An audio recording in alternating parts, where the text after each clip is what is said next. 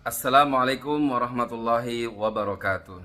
Bismillahirrahmanirrahim. Alhamdulillahirabbil alamin.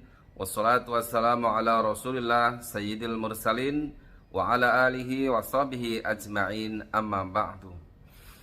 Yang saya hormatin Ustadz Dedi Effendi LC MPD selaku dosen pengampu mata kuliah Hadis Akidah Akhlak. Perkenankan saya Mafruhi, NIM 211-20012,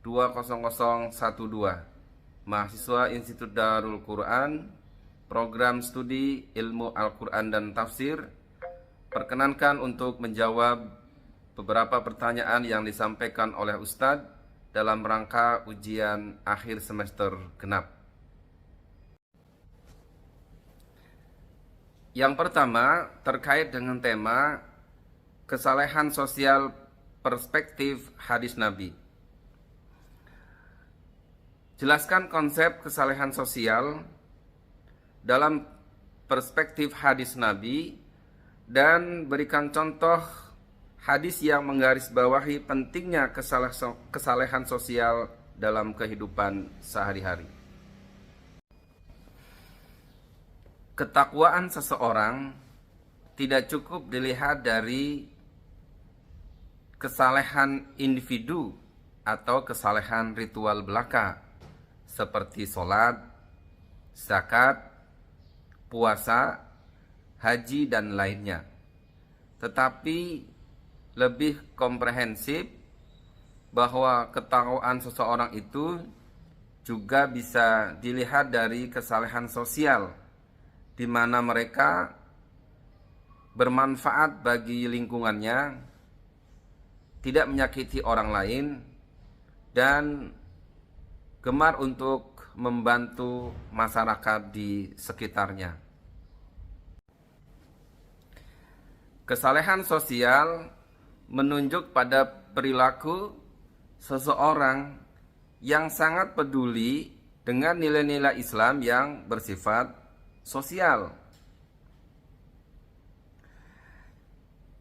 Bersikap santun kepada orang lain, kemudian konsen terhadap permasalahan-permasalahan yang dihadapi oleh umat, dan lebih dari itu mereka sangat berempati terhadap kesulitan-kesulitan yang dihadapi oleh orang lain dan berusaha untuk membantunya.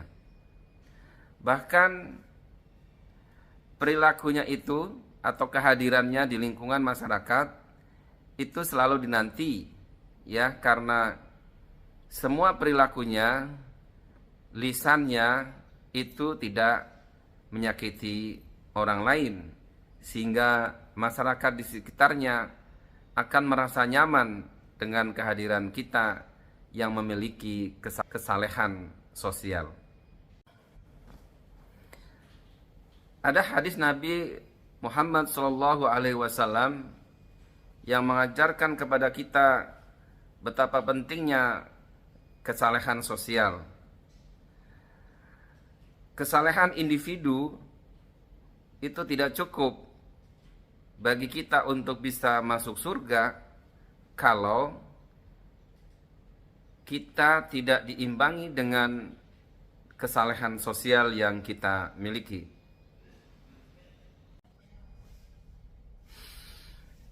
An Abi Hurairah qala qila lin Nabi sallallahu alaihi wasallam ya Rasulullah inna fulanatan taqumul laila wa tasumun nahar wa taf'alu wa tasaddaqu wa tu'dhi jiranaha bilisaniha. Faqala Rasulullah sallallahu alaihi wasallam la khaira fiha hiya min ahlin nar. Qalu wa fulanatun tusallil maktubah wa tasaddaqu bi athwari wa la tu'dhi ahada. Faqala Rasulullah sallallahu alaihi wasallam hiya min ahlil jannah. Dari Abu Hurairah radhiyallahu anhu, ia berkata, dikatakan pada Rasulullah sallallahu alaihi wasallam, "Wahai Rasulullah, sesungguhnya fulanah, seorang wanita, rajin mendirikan sholat malam, gemar puasa di siang hari, mengerjakan kebaikan dan bersedekah, tetapi sering menyakiti tetangganya dengan lisannya." Rasulullah Shallallahu Alaihi Wasallam berkata, "Tidak ada kebaikan padanya, dia termasuk penghuni neraka."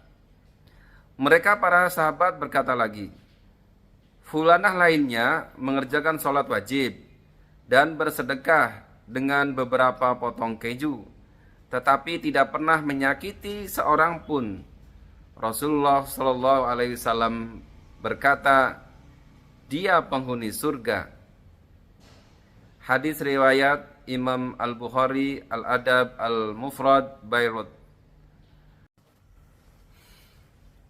Hadis ini mengajarkan kepada kita bahwa kesalehan pribadi yang ada pada diri kita tetapi tidak diiringi dengan kesalehan sosial seperti yang dilakukan oleh atau yang diceritakan oleh sahabat Nabi kepada Rasulullah SAW.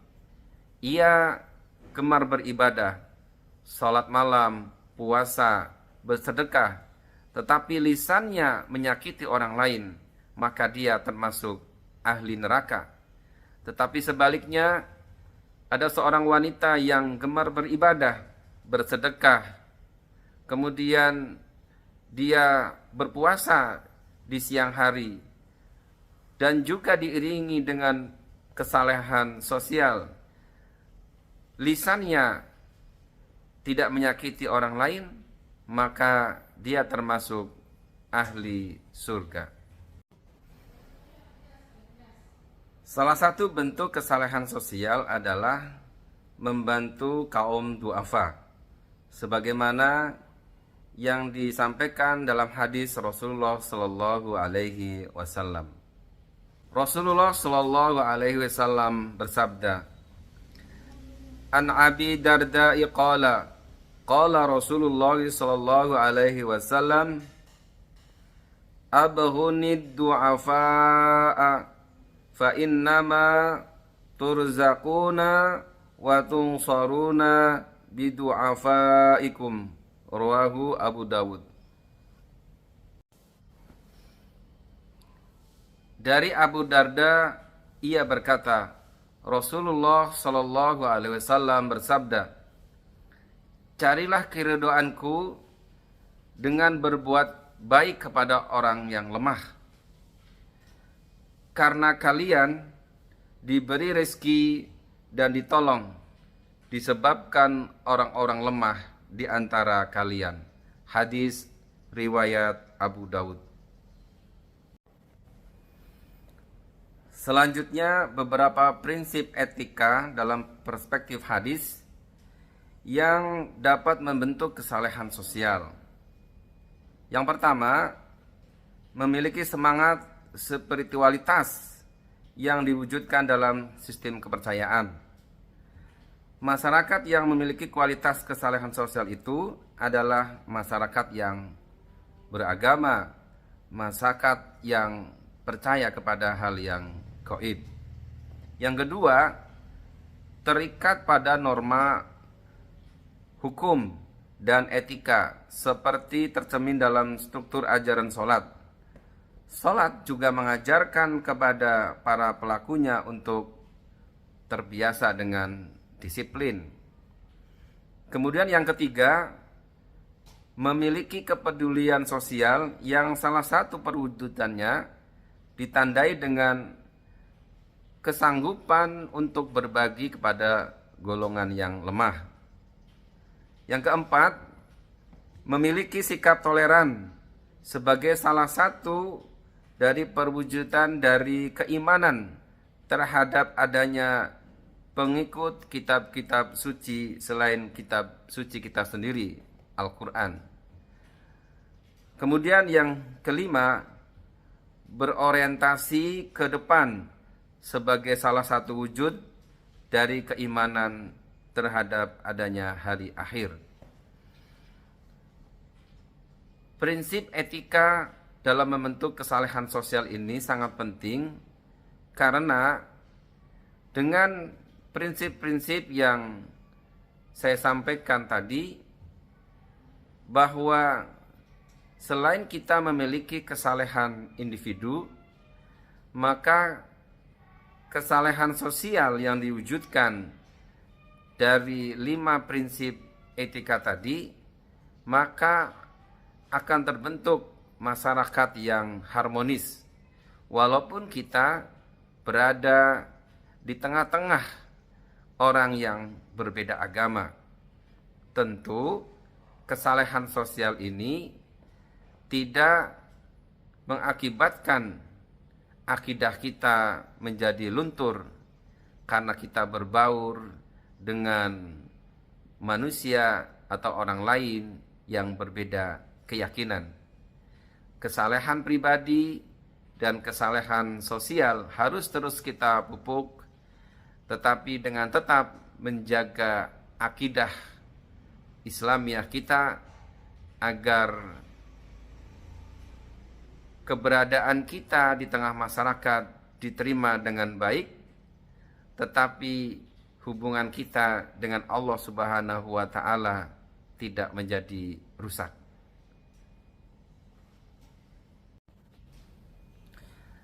Salah satu bentuk kesalehan sosial lainnya adalah gemar memaafkan kesalahan orang lain.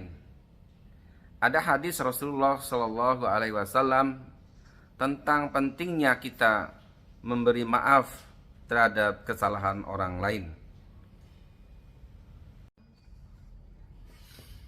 An Abi Hurairah radhiyallahu anhu anna Rasulullah sallallahu alaihi wasallam qala ma naqasat sadaqatun min malin wa ma zadallahu 'abdan bi'afwin illa izza'a wa ma tawaddu'a ahadullahi illa rafa'ahu Allahu, rawahu Muslim wa khairuhu. Dari Abu Hurairah radhiyallahu anhu bahwa Rasulullah sallallahu alaihi wasallam bersabda, tidaklah sedekah itu mengurangi harta, dan tidaklah Allah menambah bagi seorang hamba dengan pemberian maafnya kepada saudaranya kecuali kemuliaan di dunia dan akhirat, serta tidaklah seseorang merendahkan diri karena Allah kecuali dia akan meninggikan derajatnya di dunia dan akhirat. Hadis ini mengajarkan kepada kita bahwa orang yang gemar bersedekah tidak akan mengurangi jumlah hartanya. Orang yang gemar memberikan maaf kepada orang lain, maka Allah akan tambahkan kemuliaannya baik di dunia maupun di akhirat. Dan orang yang merendahkan dirinya di hadapan Allah Subhanahu wa Ta'ala, maka Allah akan meninggikan derajatnya. Selanjutnya kita akan membicarakan tentang etika bernegara, perspektif hadis Nabi. Etika berbangsa dan bernegara adalah suatu aturan yang merupakan keharusan bagi warga negara dalam menjalankan aktivitasnya dalam berbangsa dan bernegara. Sebagai agama yang sempurna, Islam telah memberikan petunjuk kepada kita melalui hadis Rasulullah SAW bagaimana kita beretika dalam berbangsa dan bernegara. Salah satu hadis Rasulullah SAW yang dimaksud adalah, kemudian salah satu etika politik ini adalah pemimpin dilarang untuk korupsi. Dan banyak hadis yang menjelaskan tentang pentingnya menghindari korupsi dalam bernegara. Misalnya hadis Rasulullah Shallallahu Alaihi Wasallam, Haddasana Ahmad bin Yunusa, Haddasana bin Abi Dhinbin, An Haris bin Abdurrahmani, An Abi Salamata, An Abdullah bin Amri, Qala la'ana Rasulullah sallallahu alaihi wasallam ar-rasi wal murtasi. Yang artinya, telah menceritakan kepada kami Ahmad bin Yunus, yang telah menceritakan kepada kami Ibnu Abu Zaid, Abu Zi'ib dari Al-Haris bin Abdurrahman, dari Abu Salamah, dari Abdullah bin Amru, ia berkata, Rasulullah Shallallahu Alaihi Wasallam melaknat orang yang memberi uang sogokan dan orang yang menerimanya. Yang dimaksud etika politik dalam hal ini adalah perilaku para pemimpin dalam meraih kekuasaan dan dalam membuat kebijakan politik, serta implementasinya dalam kehidupan berbangsa dan bernegara yang memiliki nilai baik dan buruk.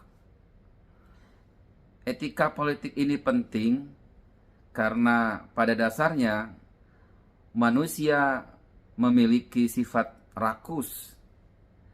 Maka jika tidak ada etika politik dalam memimpin atau dalam meraih kekuasaan, maka ada kecenderungan para pemimpin itu akan berbuat di luar etika atau di luar kepatutan yang seharusnya dia lakukan. Etika sangat diperlukan dalam bidang politik. Dalam kitab Sunan Abu Dawud ditemukan beberapa etika dalam berpolitik. Yang pertama, pemimpin harus bertanggung jawab kepada rakyat yang dipimpinnya. Kemudian yang kedua, pemimpin dilarang untuk meminta jabatan. Kalau dia punya prestasi, kemudian diamanahi jabatan, tentu dia harus melaksanakan jabatan itu dengan baik. Kemudian, orang yang cacat boleh menjabat, harus dipilih oleh umat. Artinya, seorang pemimpin itu tidak selalu ditunjuk dari orang-orang yang mempunyai kesempurnaan dalam fisiknya. Tetapi andaikan ada orang yang cacat, tapi dia mampu melaksanakan tugas-tugas sebagai seorang pemimpin, maka amanah itu bisa kita berikan kepada mereka. Kemudian seorang pemimpin itu harus dibaiat atau disumpah untuk melaksanakan jabatan dengan baik sesuai dengan Al-Quran dan hadis. Kita sering melihat ketika ada seorang pejabat yang baru ditunjuk, itu kemudian dilantik dan disumpah. Nah, orang yang beragama Islam disumpah dengan Al-Quran. Tapi prinsipnya adalah mereka harus dibaiat bagaimana seorang pemimpin harus melaksanakan ketentuan-ketentuan yang ada di dalam Al-Quran dan As-Sunnah. Kemudian berikutnya, pemimpin dilarang korupsi, menerima hadiah yang berkaitan dengan jabatan. Ini yang saat ini mungkin kita miris karena di pemberitaan banyak sekali para pejabat yang melakukan korupsi. Yang lebih rendah dari itu, misalnya menerima hadiah yang terkait dengan jabatannya, atau yang sering disebut dengan gratifikasi. Kemudian yang keenam adalah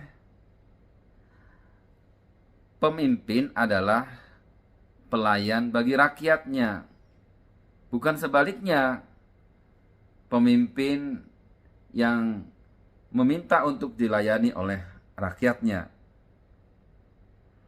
Kemudian seorang pemimpin juga harus memberikan perhatian yang serius kepada rakyatnya. Kebutuhan-kebutuhan yang dibutuhkan oleh rakyatnya harus dipenuhi oleh seorang pemimpin. Karena sebagai pemimpin, dia punya kekuasaan untuk bisa mengatur, misalnya mengalokasikan anggaran untuk dalam rangka mensejahterakan atau memenuhi kebutuhan rakyatnya.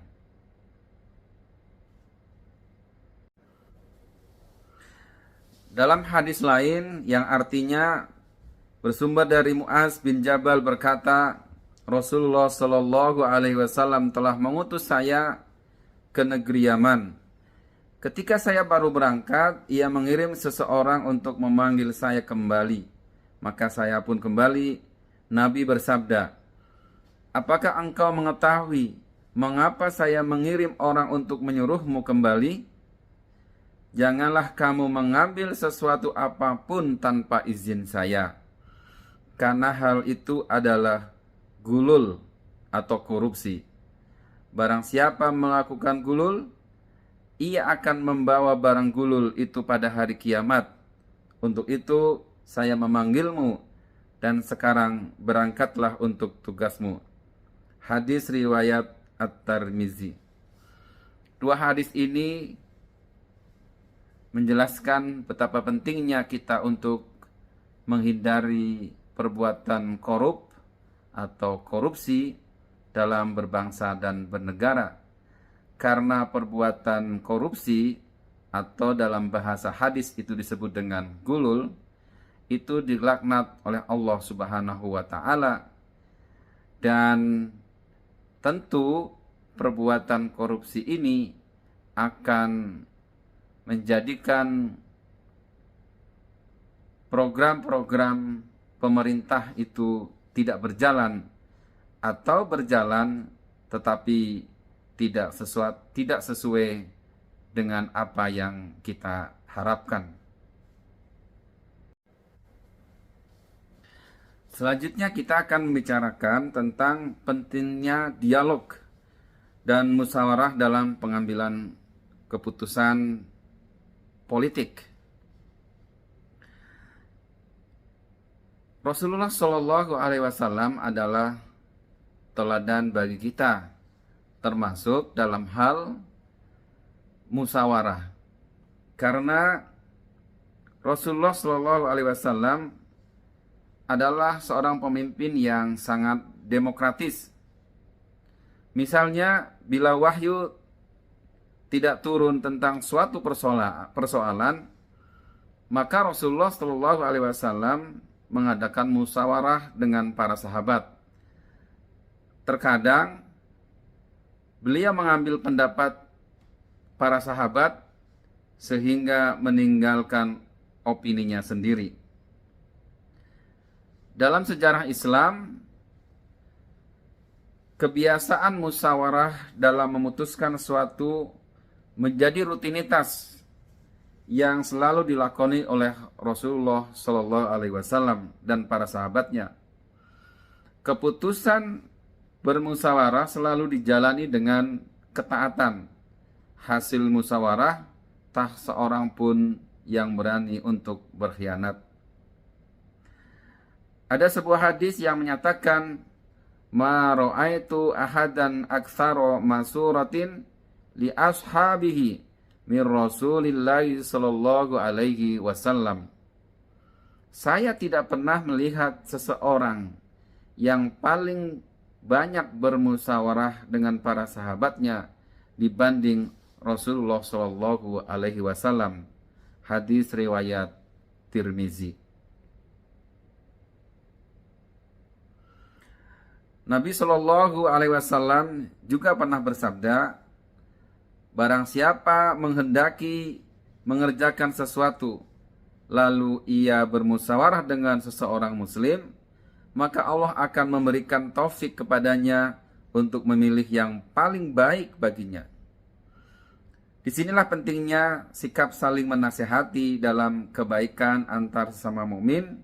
Sebaliknya, sikap khianat akan merusak persaudaraan dan menyesatkan nahkoda kepemimpinan. Ustadz Dedi Effendi yang saya hormati, selanjutnya saya ingin menyampaikan tema yang terakhir, yaitu perintah memukul anak.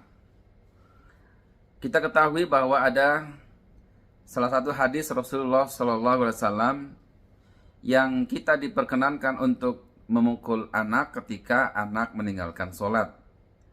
Dan bagaimana hadis tersebut mengatur penggunaan hukuman fisik kepada anak-anak, ya anak-anak kita yang meninggalkan sholat. Rasulullah Shallallahu Alaihi Wasallam bersabda dalam sebuah hadis, "Muru auladikum bis sholati wa hum abna'u sab'i sinina, wadribuhum 'alaiha wa hum abna'u asrin, wa farriqu bainahum fil madaji'." Yang artinya, perintahkan anak-anak kalian untuk melakukan sholat saat usia mereka 7 tahun. Dan pukullah mereka saat usia 10 tahun. Dan pisahkan tempat tidur mereka.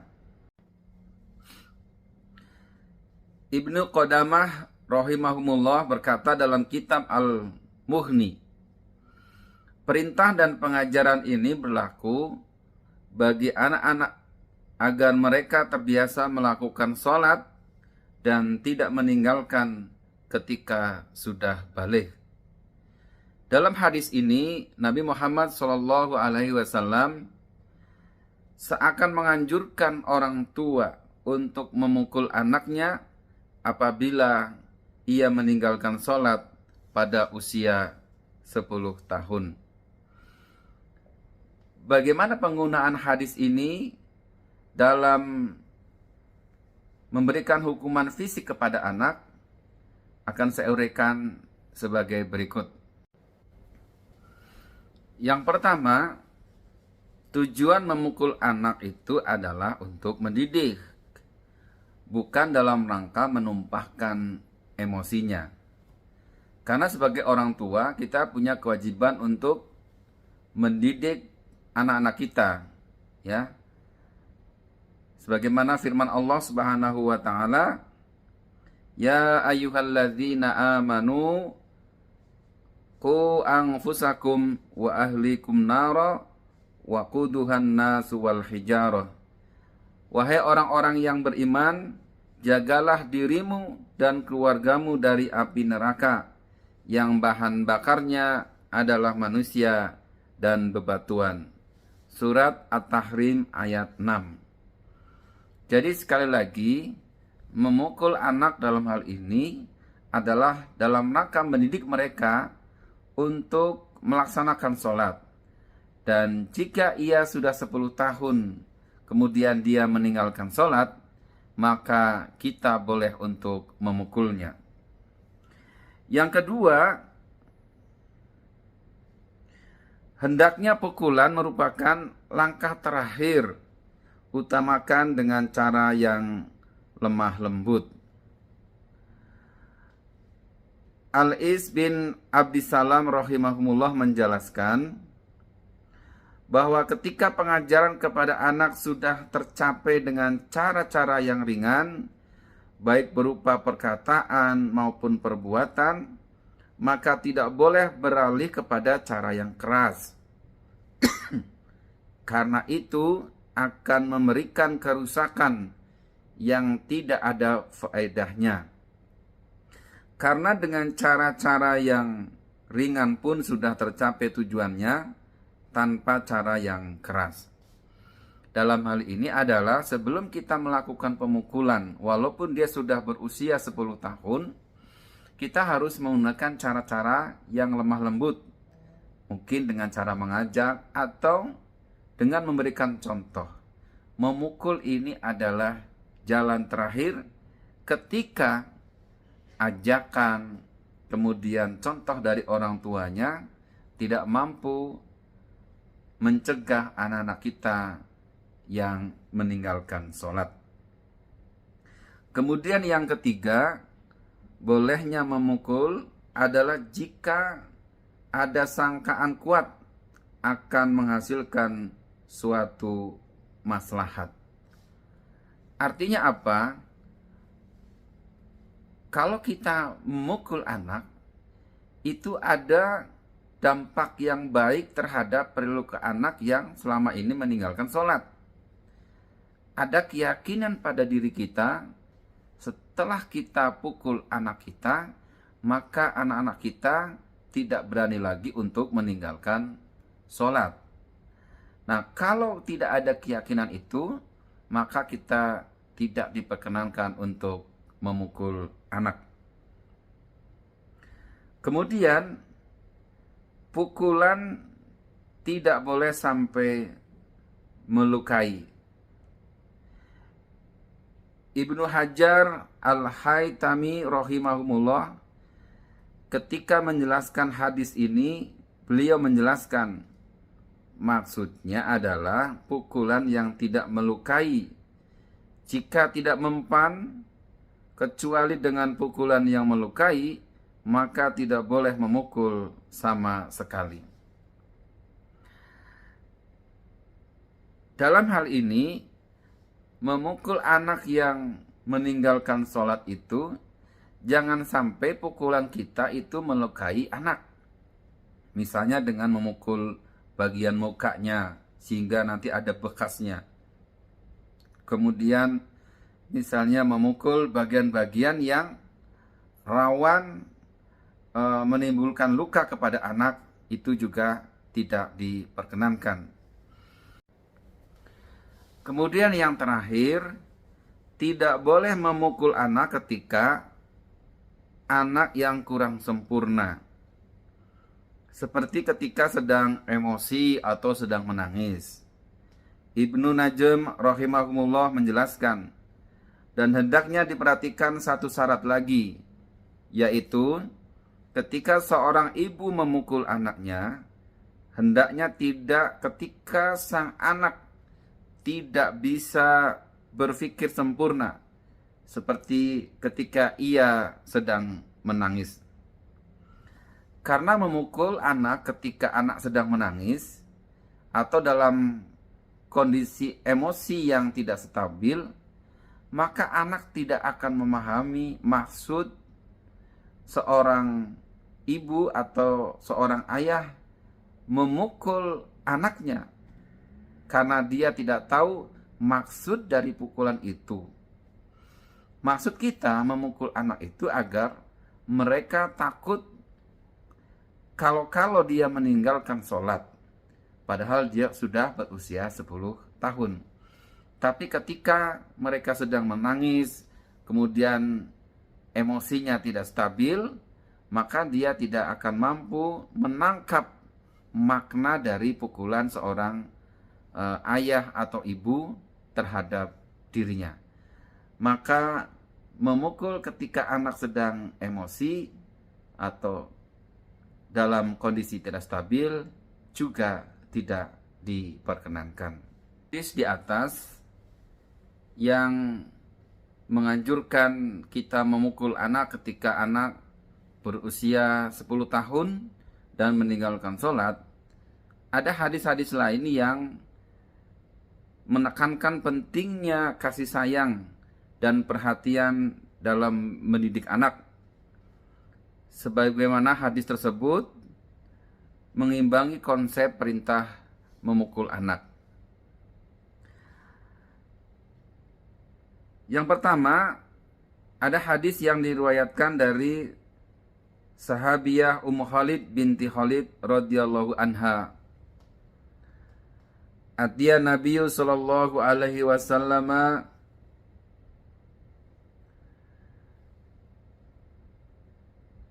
bisiyabin fiha khamisatun saudaun saghiratun faqala man tarawna an naksu hadhihi fasakatal qaumu qala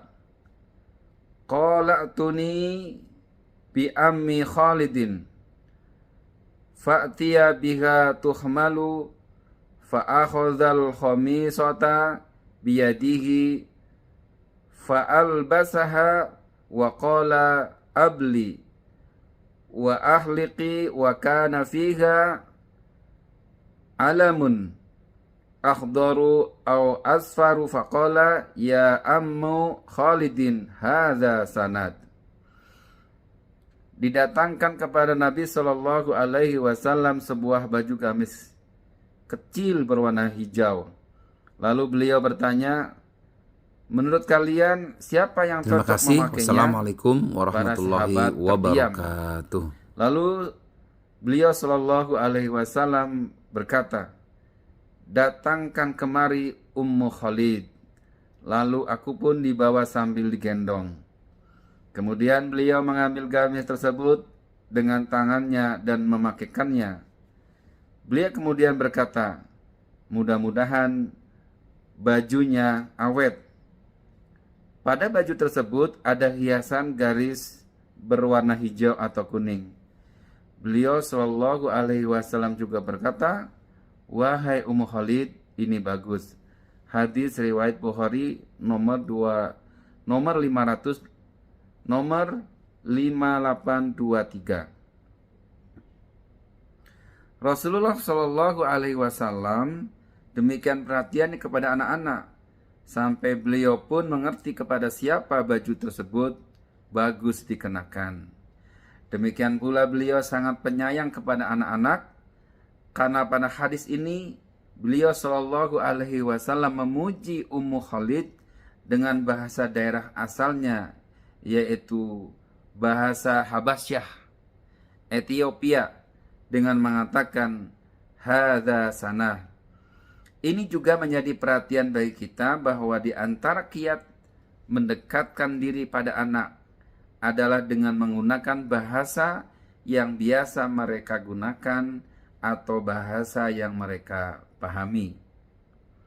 Kemudian ada hadis yang kedua, hadis yang diriwayatkan dari sahabat Al-Hasan radhiyallahu anhu sebagaimana diceritakan dari Abu Bakrah radhiyallahu anhu. Anna Rasulullah sallallahu alaihi wasallam kana yusalli fa idza sajada wa thabal Hasanu ala dhahrihi wa ala unuqihi fayarfa'u Rasulullah sallallahu alaihi wasallam rafa'an rafiqan li'alla yusra'a. Qala fa'ala dhalika ghaira marratin falamma qada salatahu qalu ya Rasulullah ra'ainaka sana'ta bil Hasan say'an ma ra'ainaka sana'tahu qala innahu raihatani qala innahu raihanati min dunya wa inna ibni hadha sayyidun wa asallahu tabaraka wa ta'ala ay yusliha bihi baina fi'ataini minal muslimin. Sesungguhnya Rasulullah Shallallahu alaihi wasallam pernah sholat, dan ketika beliau sujud, Al-Hasan, cucu beliau yang merupakan anak dari Ali, melompat-lompat di atas punggung dan tengkuk beliau. Lalu Rasulullah Shallallahu alaihi wasallam mengangkat kepalanya dengan pelan agar tidak mengejutkannya. Beliau melakukan ini tidak hanya sekali. Ketika telah usai, para sahabat bertanya, wahai Rasulullah, kami melihat sesuatu yang engkau lakukan kepada Al-Hasan yang sebelumnya belum pernah kita lihat. Beliau Shallallahu Alaihi Wasallam menjawab, sesungguhnya dia adalah penyejuk hatiku di dunia. Sesungguhnya cucuku ini merupakan seorang pemimpin negarawan. Aku berharap kepada Allah Ta'ala agar memperbaiki dua kubu kaum muslimin melaluinya. Hadis riwayat Ahmad. Demikian dua hadis dari Rasulullah Shallallahu Alaihi Wasallam, bagaimana kita bergaul dengan baik dengan anak-anak kita, bagaimana memperlakukan anak-anak kita, seperti dicontohkan oleh Rasulullah Shallallahu Alaihi Wasallam. Kita menggunakan bahasa yang biasa digunakan oleh anak-anak, kemudian kita juga memberikan pujian kepada anak-anak. Kemudian juga kita tidak membuatnya kaget atau terjatuh seperti yang dilakukan oleh Rasulullah SAW ketika ruku. Pada saat itu cucu beliau naik ke atas kepalanya, namun dia bangkit dengan pelan-pelan, ya, pelan-pelan supaya tidak mengagetkan cucu beliau. Ada beberapa prinsip etika yang bisa membantu membangun hubungan yang baik antara orang tua dengan anak dalam proses pendidikan. Yang pertama, kita harus mengajarkan etika kepada anak-anak kita, yaitu etika kepada Allah Subhanahu wa Ta'ala, etika kepada Rasulullah Shallallahu Alaihi Wasallam, etika kepada orang tua, etika kepada makhluk hidup yang lain dan tumbuh-tumbuhan yang ada di sekitar kita. Kemudian kita juga harus menjadi contoh bagi anak-anak kita dalam melaksanakan perintah Allah Subhanahu wa Ta'ala, khususnya dalam melaksanakan sholat.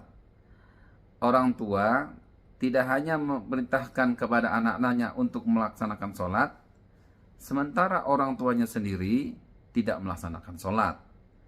Orang tua harus menjadi teladan utama bagi anak-anaknya dalam pelaksanaan ibadah sholat. Kalau orang tuanya sholat, kemudian mengajak anak-anaknya untuk sholat berjamaah, maka akan tertanam pada diri anak-anak kita kerelaan untuk melaksanakan ibadah kepada Allah Subhanahu wa Ta'ala. Jadi, melaksanakan sholat bagi mereka adalah kebiasaan dan bagian dari panggilan jiwanya, bukan karena takut kepada perintah orang tua.